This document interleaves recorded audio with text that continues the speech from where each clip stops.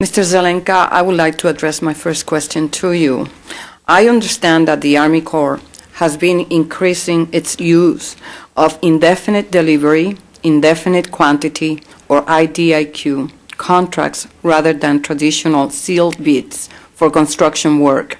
How does this affect the construction industry, particularly small companies? The biggest problem that I've faced with an IDIQ contract is you just don't know how much work you're ultimately going to get. So it's as a small business, you have a very set amount of resources, and you have to set them aside so in case you get the call to start performing. And it makes it difficult to go out and procure other contracts during that duration. The second big problem is the bonding. You post a bond, sometimes they want the bond for the full amount, and most small businesses have limited bonding ability, so it ties up your capacity that way, both equipment that you have to have at the ready and bonding that gets tied up for work that you may never do. Thank you. Mr. Salas, GSA says that small businesses can participate in e-travel by being listed on the TSS schedule. What is the process for getting onto the schedule, and do small businesses have the resources? Madam Chairwoman, yes, the resources are there. Small business can do the business, can do the e-travel work.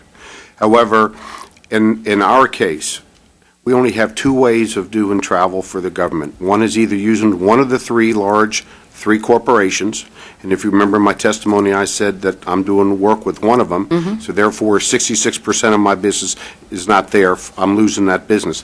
And remember, when I'm talking about myself, I'm talking about other small travel agencies too. But to be on the TSS schedule, it's a listing to be on the TSA schedule. The GSA schedule is a little bit more involved. You have to be approved by GSA, but even though you're approved by GSA, it does not guarantee you any work. And I just wanted to mention something else just to add to that. The federal agencies, when I said I went directly with the VA, and VA has been really gracious in working with a small service company, and we actually took it away from a large business.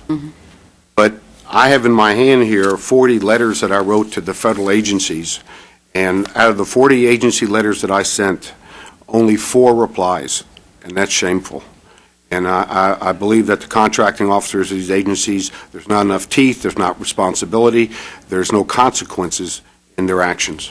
Thank you. Mr. Spotilla, you said in your testimony that it is unlikely that we can stop contract bundling, but that we can try to restructure procurement offices. How will this help address the same problems as the unbundling of contracts?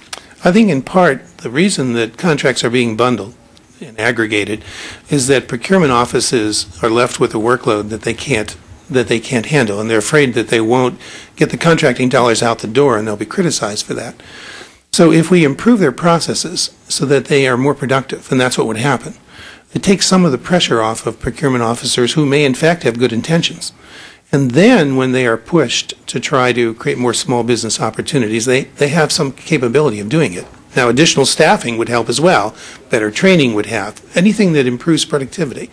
Because I think the reason that it's so difficult to stop bundling is that in these offices where people make the actual specific decisions, they're just overwhelmed. And they're just trying to survive.